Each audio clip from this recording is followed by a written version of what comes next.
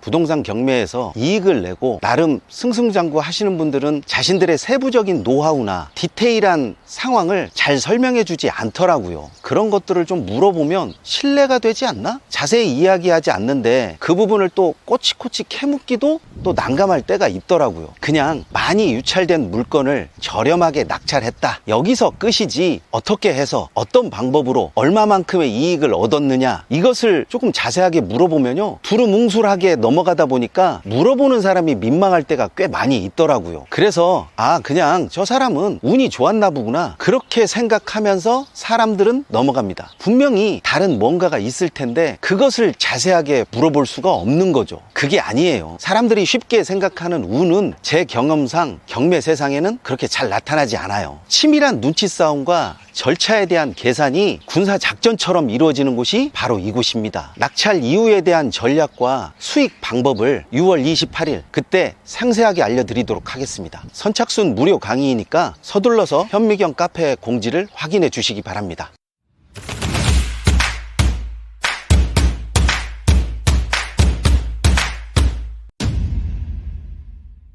부동산 경매를 한다라고 하면 부동산을 좀 저렴하게 살려고 하는구나, 이 생각을 먼저 떠올리시는 분들이 상당히 많이 있습니다. 맞습니다. 부동산 경매의 첫 번째 목적은 부동산을 저렴하게 취득하려고 하는 것에 목적이 있는 거죠. 경매에서는 응찰자가 없으면 가격이 떨어지는 유찰이라는 제도를 통하여 많게는 30%, 20% 이렇게 가격을 떨어뜨리는 제도가 있습니다. 눈여겨보았던 부동산이 2번 정도만 유찰되면 감정가격의 절반 가격으로 떨어지니까 이때부터는 그 가격이 주는 유혹을 뿌리치기가 굉장히 힘들죠. 유찰로 인해서 처음에는 별 볼 일 없던 부동산 경매가 아주 매력적인 부동산 물건으로 바뀌기도 하고요, 때로는 가격이 주는 유혹 그 이상을 뛰어넘기도 합니다. 그런데 아시죠? 최저 가격이 떨어진다고 해서 그 가격에 낙찰할 수 없다라는 거예요. 자, 그렇다면 가격을 떨어뜨리는 유찰의 이유와 원인은 뭘까요? 유찰이 여러 번 돼서 가격이 저렴한 물건, 막말로 똥값이 된 물건은 좋은 물건일까요? 이번에는 부동산 경매에서 유찰의 이유와 원인에 대해서 분석해 보겠습니다. 감정가가 시세보다 높을 때, 시세가 감정가에 맞지 않을 때, 이런 경우에 대체적으로 물건이 한번 유찰되고 감정가격을 넘기는 것이 특징입니다. 보통 수도권의 입지가 좋은 아파트에 이런 일이 많이 일어나는데요, 감정가격은 실제 경매에 나오기 그 이전에 감정가격이 나오다 보니까 시세를 반영하지 못하는 경우가 종종 생깁니다. 이 물건 같은 경우는 감정가격이 11억 3천인데 한번 유찰돼서 무려 23명이 입찰했어요. 낙찰 가격은 감정 가격을 넘겨서 11억 5,500만 원 정도에 이렇게 입지가 좋은 곳에 실거주할 목적으로 응찰을 했었는데 폐찰했죠. 폐찰하면서도 항상 경매니까 감정 가격을 넘겨서는 안 된다라는 그런 생각을 가지고 있어요. 감정 가격이 시세하고 차이가 난다라고 하면 시세를 따라가야지, 경매니까 감정 가격이 어느 정도니까 낮은 가격만 고수하다고 보면 낙찰에서 멀어지는 거죠. 유찰이 일어났다라고 하더라도 이런 경우에는 가격 회복의 탄력, 그리고 시세를 뛰어넘을 수 있다라고 하는 그 기대심까지 반영돼서 많은 사람들이 몰리죠. 이런 감정 가격은 유찰이 한번 되면 관심도가 더 높게 올라가기 때문에 경쟁이 치열하죠. 경쟁이 올라간다라고 하는 것은 뒤바꿔서 얘기하면 감정 가격을 뛰어넘을 수도 있다라는 것을 의미합니다. 두 번째 물건도 아파트인데요, 아파트는 대체적으로 경매 가격이 신건에서 한번 떨어지고 최저가가 아닌 80%에서 85% 정도의 낙찰이 되는 게 일반적이에요. 그런데 이 물건 같은 경우는 유찰이 3번이나 이루어지고 응찰자가 1명밖에 없어요. 이런 경우에는 유찰 자체의 원인을 좀 깊게 들여다볼 필요가 있습니다. 부동산 경매에서 아파트는 시세에 근간해서 낙찰받는 게 맞는데 유찰이 3번이 일어났음에도 불구하고 감정가액의 83% 정도로 낙찰이 됐습니다. 이것은 이유가 있는 거죠. 임차인이 낙찰자예요. 임차인이 낙찰자고 대항력도 있기 때문에 사람들은 권리관계가 복잡하고 임차인의 대항력을 확실하게 무력화시킬 수 있는 어떤 방법을 찾지 않는 한 응찰하지 않습니다. 유찰 이유가 너무나 뻔하기 때문에 응찰자들이 달라들지 않죠. 이 물건은 주택임차권을 작성한 강제경매를 넣은 이분이 낙찰했습니다. 권리금액이 2억 2천만 원이에요. 그러니까 낙찰 금액이 2억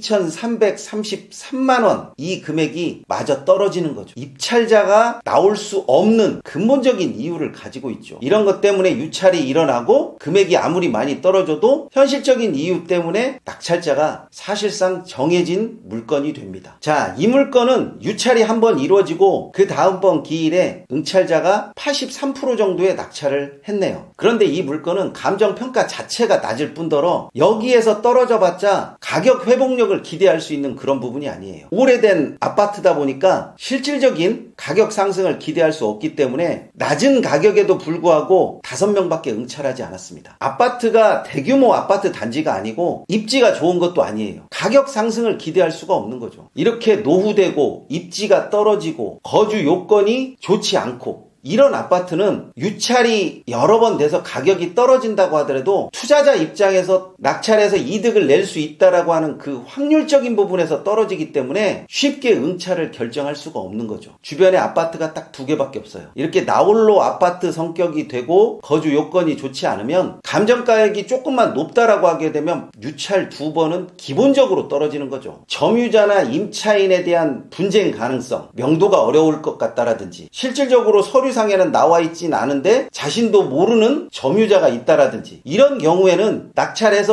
소유권을 얻는다고 하더라도 이익을 바로 얻을 수 없다라고 하는 불안감 때문에 유찰이 조금 쉽게 일어나죠. 유찰의 원인을 명확하게 하고 이것에 대한 해결을 좀 더 구체화하는 방안이 나오지 않으면 가격을 떨어뜨려서 충분히 금액으로 그 부분을 만회할 수 있을 때까지 기다리는 것이 훨씬 낫습니다. 기다리는 것도 투자고 참는 것도 투자라고 저는 그렇게 보고 있거든요. 전반적인 성격에 있어서 유찰이 만연되는 경우도 있습니다. 시장의 분위기가 침체되어 있거나 아니면 금리 상승기 때는 아무리 좋은 물건이 나오고 감정가를 뛰어넘기거나 감정가 즈음에서 낙찰이 이루어지지 않습니다. 금리 상승기에는 대출이 부담된다라고 하는 그 중압감이 좀 더 커지고요. 응찰자 자체가 감소를 해요. 경쟁률이 낮아지고 유찰이 조금 더 길게 이어질 수 있다는 거죠. 경매 시장도 일반적인 부동산 시장과 마찬가지로 이 경우에는 투자 심리가 얼어붙기 때문에 응찰자가 유찰의 원인을 들여다보려고 하지 않습니다. 대출 부담, 경매 물건이라는 부담감 때문에 쉽게 입찰 참여를 결정하지 않죠. 당연하게 생각하는 특수물건이 있습니다. 분묘기지권, 법정지상권, 지분경매, 그리고 여기에 하나 더 농지연금까지 경매에 나온 그 물건의 하자가 극명하게 뚜렷해지는 그 물건이 유찰을 예상할 수 있다는 거죠. 저는 특수물건을 처리하기 때문에 이런 물건 같은 경우는 시세보다는 문제 해결력에 더 초점을 맞춰야 한다고 생각합니다. 완전한 산처럼 되어 있는 전을 밭으로 만든다라든지 문제 해결력이 동반됐기 때문에 그 출구 전략을 짜낼 수 있었던 거지 이 문제 해결력이 동반되지 않으면 쉽게 되지 않는 거죠. 당연히 이런 물건들은 2번 유찰은 기본이에요. 때에 따라서는 3번, 4번도 유찰이 됩니다. 왜냐하면 해결 가능성이 없으면 입찰한다고 하더라도 잘못하면 그 돈 자체가 그냥 떠내려가는 수가 있거든요. 또 유찰의 원인을 안다고 하더라도 그것을 어떻게 풀 수 있을까라고 하는